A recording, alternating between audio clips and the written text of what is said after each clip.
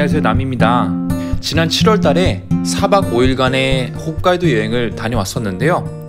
4박이라는 호텔 생활 중에서 가장 괜찮다고 생각했던 호텔을 한 가지 여러분들께 소개를 하려고 합니다. 삿포로 시내에서는 약 한 2시간 정도 걸리고요.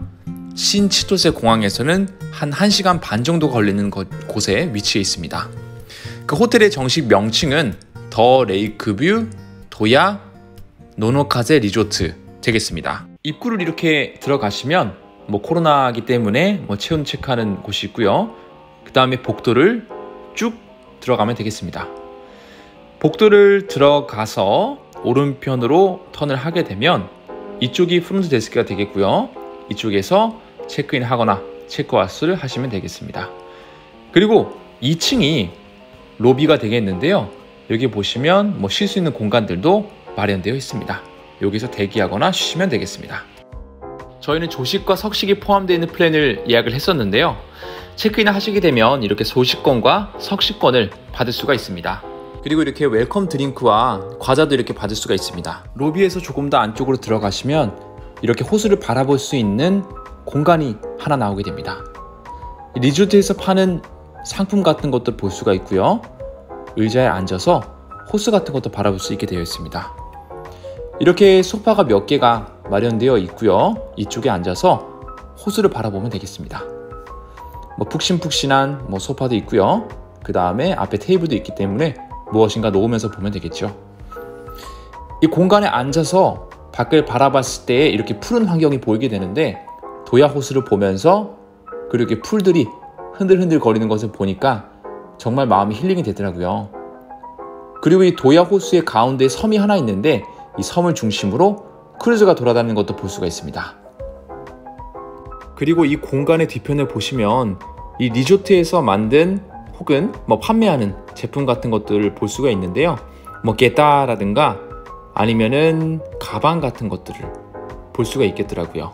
근데 가격이 살짝 비싸기 때문에 좀 구입을 하시는 거는 좀 망설여지지만 그래도 퀄리티 같은 경우에는 괜찮은 것 같았습니다. 시설을 전체적으로 한번 설명을 해드리자면 로비층을 포함해서 총 10층까지 되어 있고요.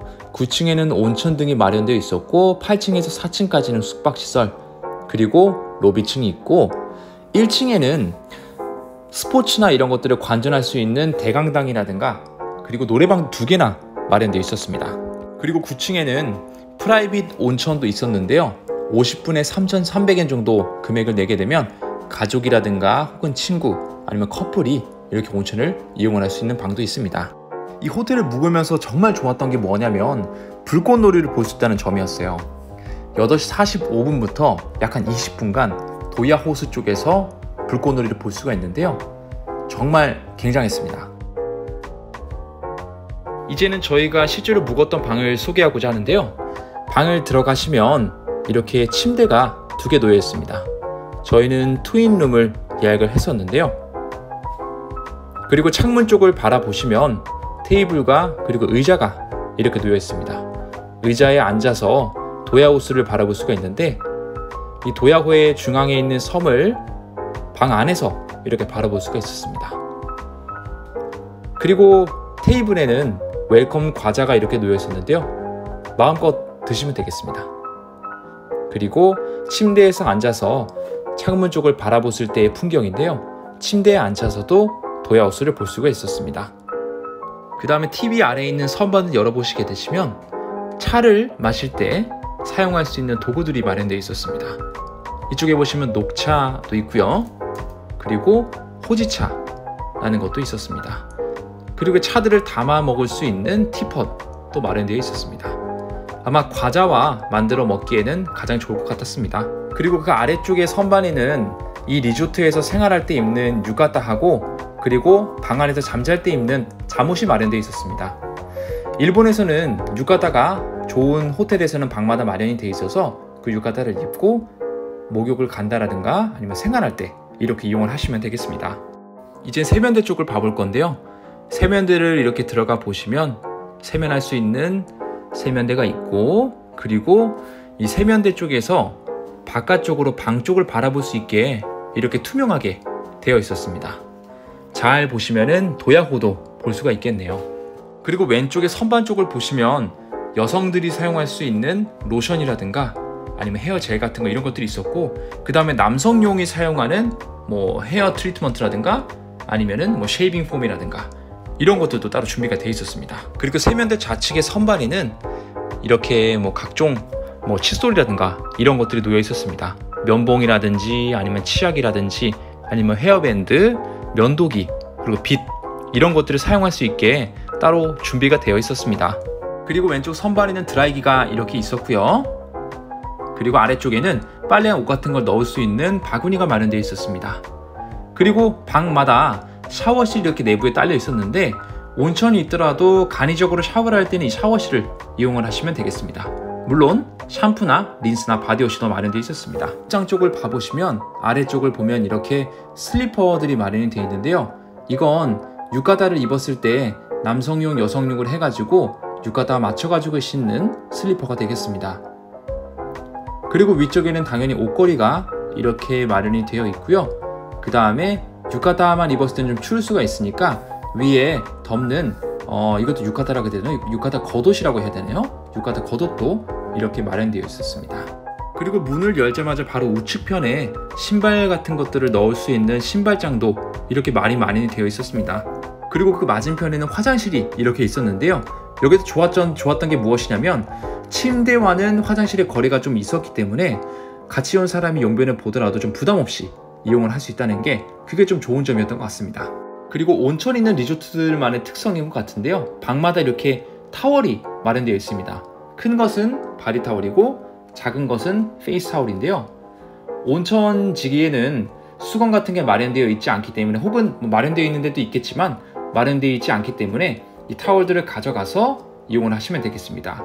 그것들은 이 작은 가방에다가 넣어가지고 이용을 하시면 되겠습니다. 그리고 방 안에는 냉장고가 이렇게 하나 있었는데요. 냉장고에는 이렇게 물만 준비가 되어 있었습니다. 자, 그러면 시설 소개를 한번 해보겠습니다. 여기는 9층이 온천이 있는 층인데요. 입구에 이렇게 들어가시면 이렇게 나눠져 있습니다. 오른쪽이 온천, 남자 온천이 되겠고요. 그냥 마저 반대편이 여자 온천이 되겠는데, 이게 매일 위치가 바뀌기 때문에 이 부분을 좀 주의하셔야 되겠습니다. 그리고 프라이빗 온천이 이쪽에 하나 있고요. 그리고 다른 한쪽에 또 하나가 마련이 되어 있습니다.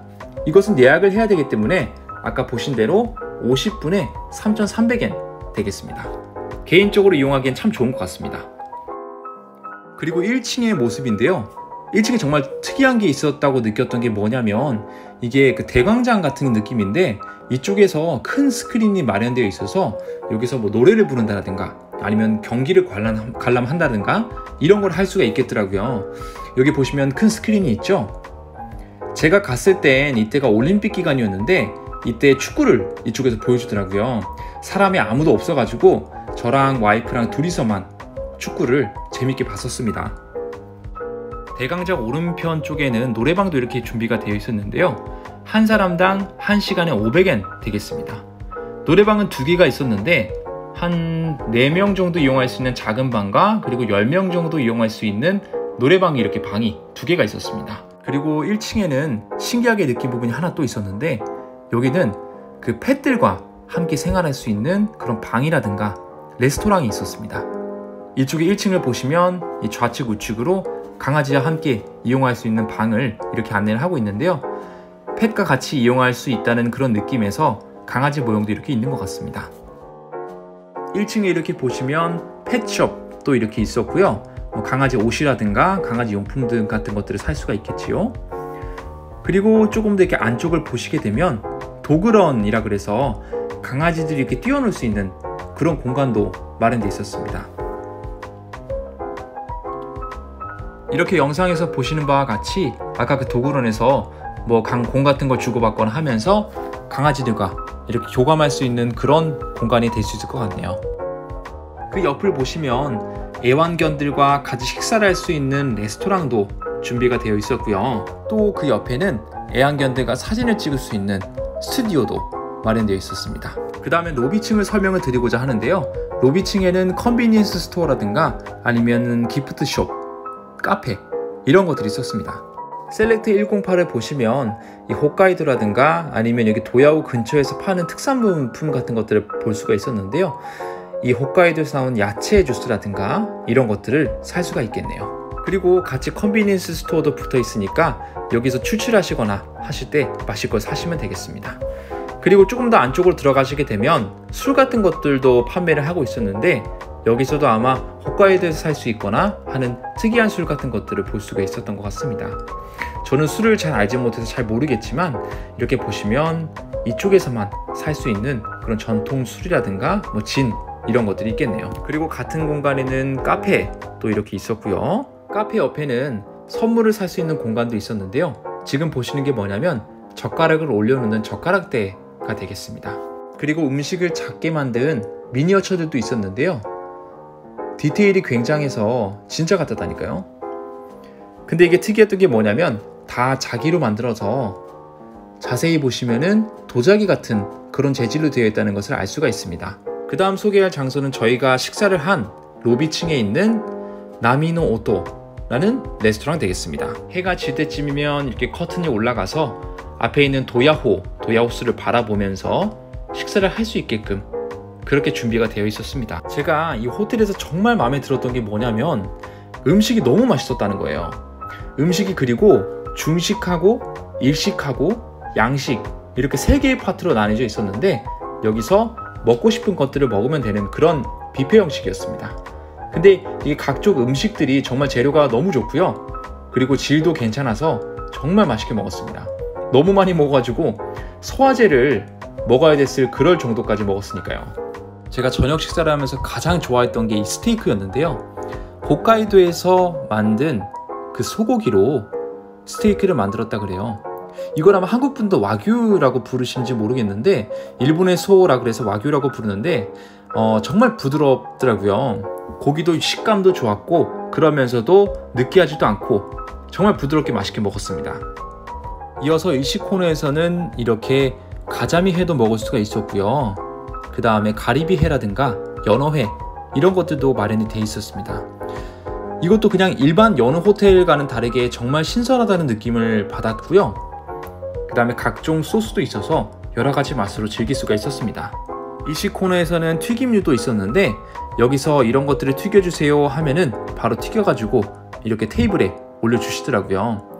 정말 바삭하면서도 고소하게 맛있게 잘 먹었습니다. 중식에는 베이징 떡 등도 있었지만 제가 정말 맛있게 먹었던 건 이거 게살로 만든 냉면이었습니다. 그리고 갓 넣은 볶음밥도 있었는데요. 볶음밥이 정말 짭짤하고 맛이 정말 좋았습니다. 디저트들도 정말 잘 돼 있었는데요. 여기서 보시면 이게 아마 자색 고구마로 만든 케이크였고요. 그 다음에 이건 망고로 만든 그런 팬케이크이었던 것 같습니다. 과일로는 홋카이도에서 유명한 유바리 멜론도 먹을 수가 있었습니다. 각종 젤리들도 마련되어 있었으니까 뭐 짭짤한 거나 이런 거는 먹고 난 후에 입맛을 다시 정리하는 데는 정말 좋았던 것 같습니다. 8시 45분이 되면 나미노오토 레스토랑 근처라든가 아니면 도야오 주변에 오시게 되면 이렇게 폭죽을 볼 수가 있습니다. 도야 호수를 주변으로 시작을 해서 각 호텔들이 이렇게 마련이 되어 있는데요. 그 호텔을 주변에서 배에서 움직이면서 이렇게 불꽃놀이를 쏘는 것을 볼 수가 있습니다. 일본 영화나 애니메이션, 드라마 같은 것들을 보시면 여름에 연인들끼리나 아니면 유카다를 딱 입고 친구들끼리 폭죽놀이를 보는 장면들이 많이 나왔을 거예요.